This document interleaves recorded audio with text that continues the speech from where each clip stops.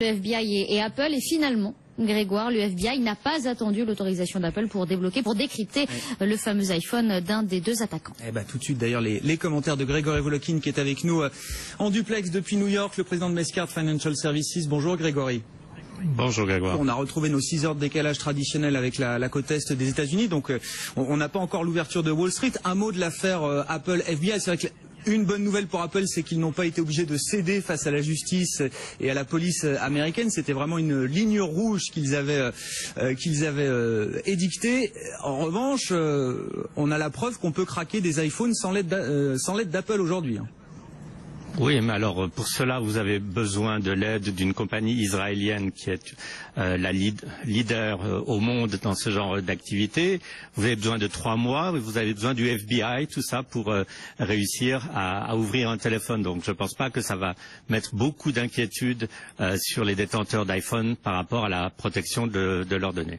Bon, qu'est-ce qu'on attend de cette semaine, alors qui a commencé déjà hier par une séance tranquille, on va dire, à Wall Street. On attend une légère baisse là à l'ouverture. Yellen parle ce soir et puis on va avoir quelques statistiques importantes quand même tout au long de la semaine et notamment vendredi, Grégory. Oui, c'est le fameux chiffre de l'emploi vendredi. On l'attend, mais on sait déjà qu'il sera bon. Il a été bon maintenant à chaque mois depuis des années.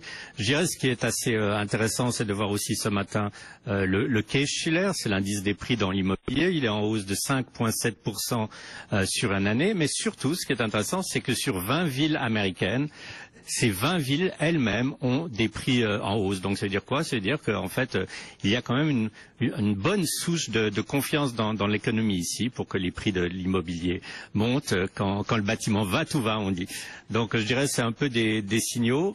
Et comment est-ce que Janet Yellen va faire un peu sa salade, puisque d'un côté, il y a ces bons signaux aux États-Unis, et puis évidemment de l'autre côté, il y a toutes ces craintes, non seulement du terrorisme qui pose un gros problème évidemment en Europe, mais aussi du ralentissement en Chine, et donc de tout ce que je dirais est extra-américain. Elle va une fois de plus avoir la tâche assez difficile pour contenter tout le monde.